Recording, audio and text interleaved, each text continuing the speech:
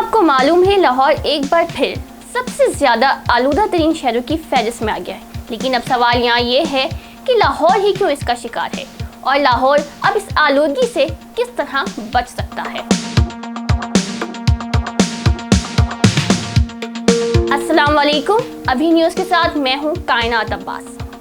لاہور ایک بار پھر سب سے زیادہ آلودہ ترین شہروں کی فہرست میں آ گیا۔ ایئر کوالٹی انڈیکس کی رپورٹ کے مطابق 2019 میں لاہور نے بھارت کے شہر نئی دلی کو آلودہ ترین شہر ہونے کی حیثیت سے پیچھے چھوڑ دیا تھا۔ سوال یہ ہے کہ ایسا کیوں ہوا اور صرف لاہور ہی اس کا شکار کیوں ہوا؟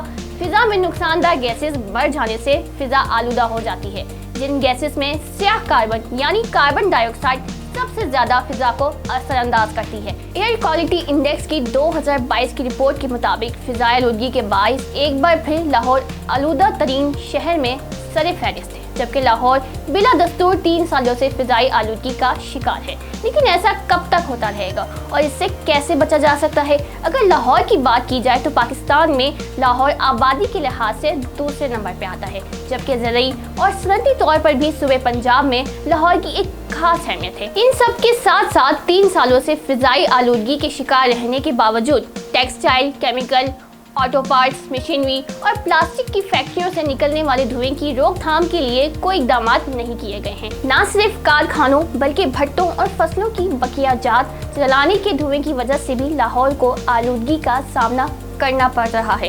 لیکن بھٹوں اور فصلوں کی بقیہ جات جلانے کی روایت تو قدیم زمانہ سے چلتی آ رہی ہے۔ اب ایسا کیا ہوا ہے کہ لاہور دن بہ دن آلودہ ترین شہر بنتا جا رہا ہے؟ ایئر کوالٹی انڈیکس کے مطابق اس کی ایک وجہ گاڑیوں میں کم معیاری ایندھن کا استعمال بھی ہے۔ حتمی طور پر یہ ساری وجوہات آلودگی کا سبب بن رہی ہیں۔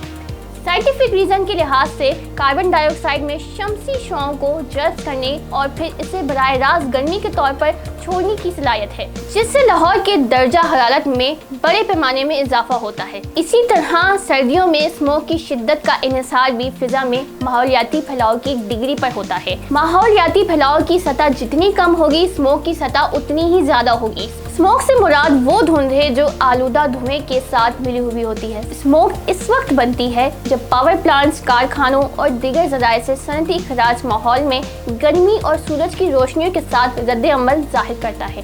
ایئر کوالٹی انڈیکس نے بھی لاہور میں فضائی آلودگی کی وجوہات کو کچھ اس طرح سے بیان کیا ہے کہ لاہور میں عام طور پر سردیوں کے موسم میں اکتوبر سے فروری کے درمیان ہوا کا معیار خراب ہو جاتا ہے، جب پنجاب کے وسیع تر صوبے میں کسان فصلوں کی بقیہ جات جلاتے ہیں، جس سے دھواں پیدا ہوتا ہے، جس سے اسموگ میں اضافہ ہوتا ہے۔ ایک ہی وقت میں موسم کی تبدیلیوں کا مطلب ہے کہ آلودگی زیادہ دیر تک ہوا میں پھنسی رہتی ہے۔ بنیادی طور پر لاہور کو فضائی آلودگی سے ایک ہی صورت میں بچایا جا سکتا ہے، اور وہ یہ ہے کہ زیادہ سے زیادہ درخت لگانا، تاکہ درخت آلودگی کو اپنے اندر جذب کر کے فضا کو صاف کر سکے۔ بین الاقوامی سطح پر بھی فضائی آلودگی کو ختم کرنے کے لیے کام کیا جا رہا ہے۔ 2021 میں ورلڈ اکنامک فورم نے کلین ایئر فنڈ کے ساتھ COP26 شراکت میں موسمیاتی تبدیلی کانفرنس میں صاف ہوا کے لیے اتحاد کا آغاز کیا۔ 1 سال پہلے دی واشنگٹن پوسٹ میں اس بات کا انکشاف کیا گیا تھا کہ چین اب تک سب سے بڑا گرین ہاؤس گیس خارج کرنے والا ملک ہے، جو دنیا کی پیداوار میں 27% حصہ ڈالتا ہے۔ اس سے قبل چائنا ڈائلاگ کے مطابق 5 مارچ 2016 کو چین کی قومی عوامی کانگریس سے اپنے خطاب میں وزیر اعظم نے فضائی اور آبی آلودگی کے خلاف زبردست ضرب لگانے کا مطالبہ کیا۔ چائنا کے 13ویں 5 سالہ منصوبے کا مقصد تجارتی زرعی پیداوار کو جدید بنانا اور 10 لاکھ ہیکٹر معمولی فصلی زمین کو جنگل یا گھاس کے میدان میں تبدیل کرنا تھا۔